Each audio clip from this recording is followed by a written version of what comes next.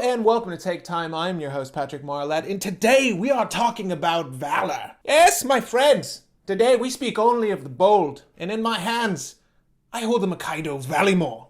So if you are a fan of the show, you know I am a sucker for themed watches, and this is one that falls well into its theme. This is the Makaido or Makaidos Valimor. It is a current Kickstarter project, and it's themed after dragons. And in particular, apparently, Makaidos, who is the king of dragons, this is all on their Kickstarter if you want to read over that, but apparently Makaidos was the king of dragons, and the dial was designed after his eye, and he helped, in Arthurian lore, lead King Arthur in battle. So I'm assuming that's why it got the name Valimor? A little play on words for the word valor. Anyways, if you like Game of Thrones, or hell, if you don't even go that hard, if you just like How to Train Your Dragon, yeah, that's coming out soon. Well, guess what? This might just be the perfect watch for you to get ready for that movie theater showing, or that nice futon or couch you have in your living room to watch Game of Thrones. If you want to be prepped, if you don't have the proper armament for that fantasy, well, guess what? We have a watch that's themed perfectly for you.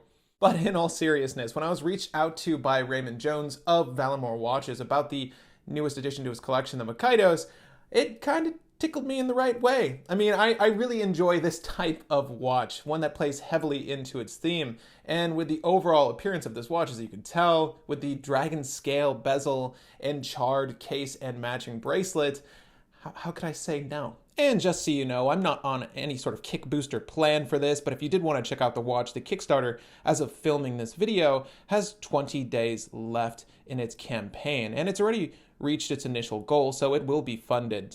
If this is of any interest to you, I would advise you to check out that Kickstarter. And secondly, this watch was gifted to me, so you can take any of my opinions on it with a grain of salt. So what we essentially have here is a medieval-themed watch with the Makaidos Valimor, but how does it stand up in day-to-day use? And you know, it is built to slay dragons, so there is that. However, under the surface, we have a very excellent value proposition here, with early birders getting this watch for just shy of $300. It's a $299 US asking price. I think ultimately the full retail value of this watch is going to be $500, but you're getting a really excellent watch for that price. However, is the Makaidos the perfect dragon companion for you? Well, without further ado, let's discuss the bad, the good, and everything that makes up the Makaidos. The Makaidos Valimor measures 42 millimeters in diameter, 49 millimeters from lug end to lug end. It's 12.4 millimeters thick from the back of the case to the top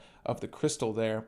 And inside boasts a STP 111.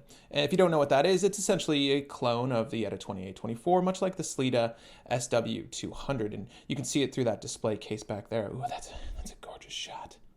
The Swarovski crown does not screw into the case, however, it does still boast a 100-meter water resistance rating. Up top we have a sapphire crystal, and on the dial and handset it is adorned with BGW9 Superluminova. The Valimor Makaidos could be picked up with either a leather strap or the aged metal bracelet I have here, or as I like to call it, the dragon charred bracelet. However, do note that this will be an additional $95 for said bracelet. Again, the Kickstarter price right now for early birds are $299.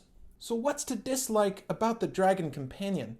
Well, a few things. Let's start with the dial. And I've never seen the eyes of Makaidos, but if they look anything like this, they're gosh darn pretty. The only issue here is the text. I'm not really a fan of how the logo and branding up at the top has been printed on the dial. It's rather small, and with how large the dial is, this is one of the instances where I felt like it could have been better balanced, being a little bit larger in scale. Both the Valimor text and the logo. Also, they could rest just a little bit further from the 12 o'clock marker, in my opinion. The automatic text is just floating by itself in space there. It does feel a little awkward. In all honesty, we probably could have just eliminated that text and stuck on Valimor with the logo and perhaps Makaidos, the branding, or at least the name of this watch, down at the 6 o'clock position instead. I've never really been a fan of having the automatic text on the dial. It should be fairly obvious when you're looking at the seconds hand move. And of course there are quartz-based options that have sweeping seconds hand, but what is this? A display case back? I mean, you not only get to see the seconds hand in motion, but you also see the automatic movement in the back. So the text on the dial just seems a little irrelevant. And again, that same comment goes for any watch with automatic text on the dial. And one of my favorite brands, Seiko, is criminal at doing that. It's obnoxious. Well, why give me irrelevant information? It's fairly obvious you've made an automatic watch. So a few folks have committed that atrocity. I've admitted as much. However, I'll state that the dial can be a tad bland. I do like how the markers themselves all match in scale, even that of the 3 o'clock marker. However, perhaps enlarging the 12 o'clock marker would have added just a little bit more life to this dial, and also help you confirm the time at a glance. They're all, again, the same scale as one another, and it is a little bothersome when you're taking in the watch. It could have gone with just a little bit more diversity by way of the markers scaling. Also, the lume dots just north of those markers, they're not really that bright. There's not that much lume applied to them. You might notice that they're just like painted half circles on the dial. They're not very appealing. I would have liked actual lume pips applied to the ends of those markers, but we just have lume dots on the dial. So, if that's okay with you, then great. Otherwise, I could have gone with just a little bit more lume. And that's coming from the guy who does not care about lume. That's saying something. My next bad note is in regards to the bracelet. The bracelet itself is fine. I think it's a little costly for what you're getting. It is a very light bracelet, so that leads me to believe that some of these links may be hollow. So for an extra $95, that does seem like a high ask, particularly because these links, at least with the bracelet I was provided, didn't come with any half links. Maybe I'm wrong. Maybe they've mentioned this in the FAQ. You can correct me, keep me honest in the comment section, if this will ultimately come with half links. But so far as I can tell, you're just getting a series of whole links here. So sizing this to your wrist can be a little bit of a pain. Now, I really lucked out with how this sized to my wrist. It actually fits me perfectly, and we'll of course take a look at that in a wrist shot a little bit later in the video. However, sizing this might be difficult for some due to the lack of any micro adjustment levels and or half links. So on that note, I'd probably just recommend the dragon tail leather strap instead. I think it's a better match with the theme of this watch anyways. But if you are a sucker for bracelets like myself, you'll likely want to get it on the bracelet anyways. My final bad note, and this one's more of a neutral note, really, is the case language. Not necessarily the theme of it. The bezel is very unique, and the bracelet itself is very unique as well, matching the bezel here. But the case itself is cut and designed extremely similarly to how Christopher Ward does their Trident series of watches. It's not a very unique look for Valimor. However, I do like it. So again, this is good or bad. If you like how Christopher Ward wears, I'll state that this wears very similarly. If you like how Christopher Ward looks, this looks very similar. I would have liked to see a little bit more originality with the case design here, but everyone is making a copy of everyone else. So it's not too unnatural to see a watch with a similar case. However, this case itself, aside from the bezel and perhaps the crown guards here, is pretty much spot on with what Christopher Ward makes. So again, if you like C. Ward, great thing. If you don't like C. Ward, not so much. Now, aside from all that, our dragon friend over here has a lot of compelling qualities to it. It's actually a really fun watch. Now, I'm not going to state this is right for everyone's wrist. The scale is a little large. I know a lot of my audience members have a 6.5-inch wrist and under. This is an awesome value proposition, but I don't think it's going to wear well for you. If you do have a 7-inch wrist and larger, I think this is going to be great for you. On that note, let's talk about some of those finer qualities. Now, while overall I'm not a huge fan of how the dial was executed, there are a few changes I would have made. I do love the execution of the green sunray finish. It's gorgeous, and that's obviously why I asked to have this one sent in. In some lights, as you can tell here, it's almost entirely black, but then it sort of shifts into this gorgeous emerald green. And on that note, you have this really lovely handset that was made to sort of match the overall design of this piece. I've never seen these hands before. They're scaled perfectly for this dial, and they match the theme really well.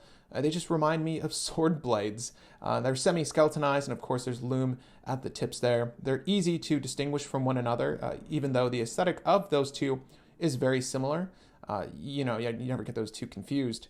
The hour hand reaches these batons, I want to call them batons, perfectly at their tips. And of course, the minute tracker rests perfectly atop those minutes. So really good scaling for the handset. And of course, the dial is absolutely gorgeous. And while we're looking at the dial, the date window execution is just fine. I like how the framing of it doesn't eat into that marker. The markers are all the same scale. However, the date is rather small. It is aligned very well though, so props there. However, I think Valimor's greatest achievement with the Makaidos is the price it's offered at. At $299, this is a really good deal. And, they make it abundantly clear that that's really what they're selling you on in the Kickstarter. They have a whole breakdown of different watch companies, their prices for their movement, and obviously what you're getting with this package as opposed to them. And yes, they do make a very strong offering with the Valimor Makaidos. It's really affordable for what you're getting. Speaking of Christopher Ward, the nearest competitor price-wise to this piece, they state that it's $565 for the reference they mentioned with an ETA 2824. And I'll argue the 2824 is always a better movement to go with, any grade of ETA. But, I've seen great STP 111 watches. I've owned a few. I've had a few in. The movement's been resilient. I will state, though, I've never owned one past a year, so I can't attest to its longevity, but perhaps you guys can in the comment section down below. Have you owned a piece with an STP 111 and how has it performed for you? Has it been time accurate? Have you had to take it in for repairs after a year? Let me know. I'm curious to at least let folks know that are interested in the Valimor whether or not this is a good movement for them.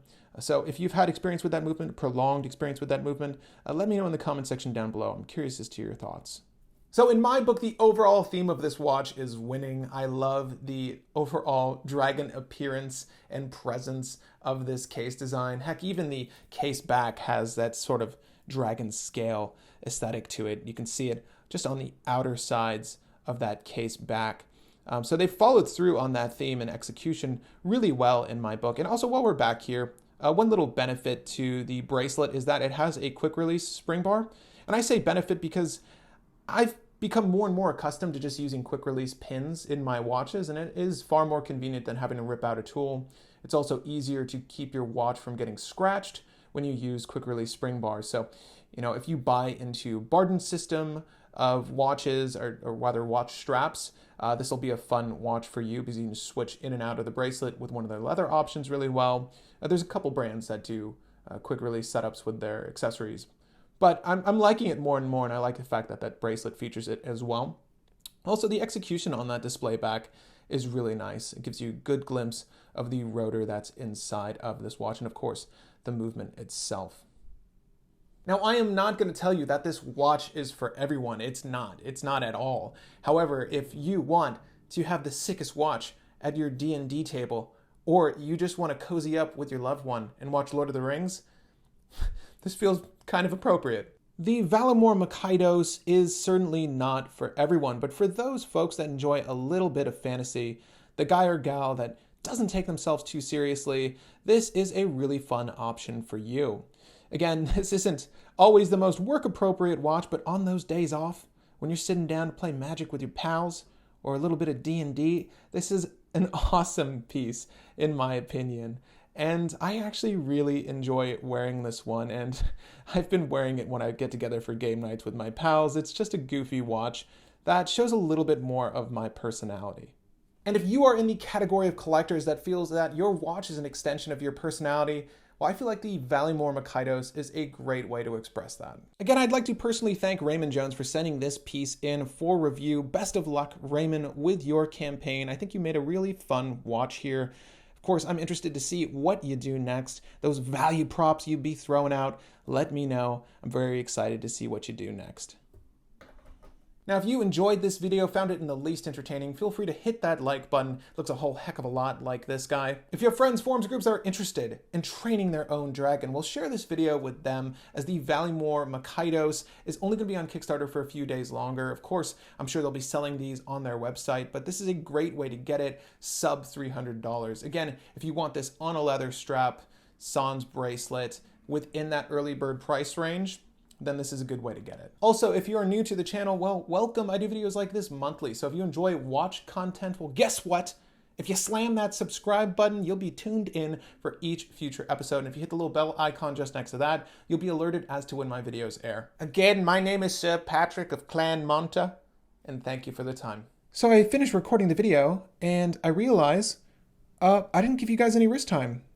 So I'm fixing that now, here with the tail end of this video, showing off the Valimor Makaidos on my 7¼ inch wrist.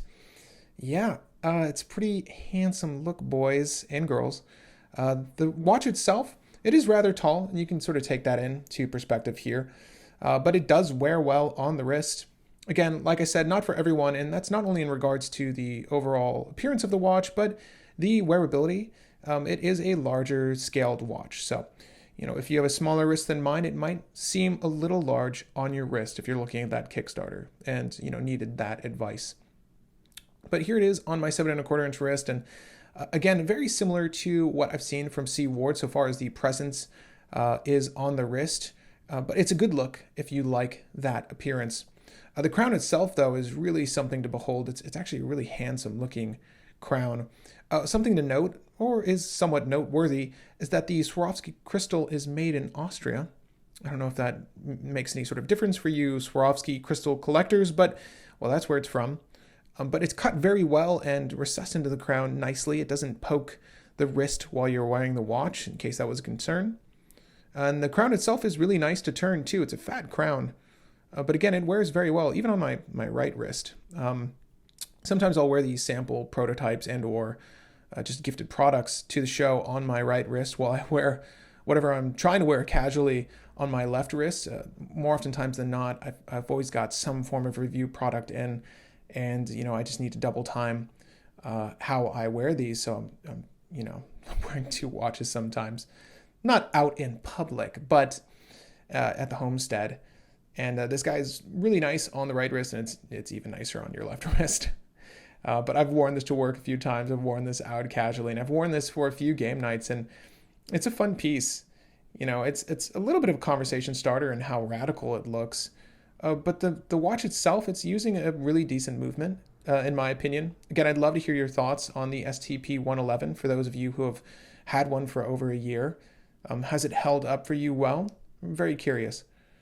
But yeah, the bracelet here, again, minor deterrent with the fact that it doesn't come with half link, so it's a little bit more difficult to size. So I got a gut feeling it's going to wear either perfectly, very loose, or very snugly on some wrist. But otherwise, it's a pretty smashing bracelet for the wearability.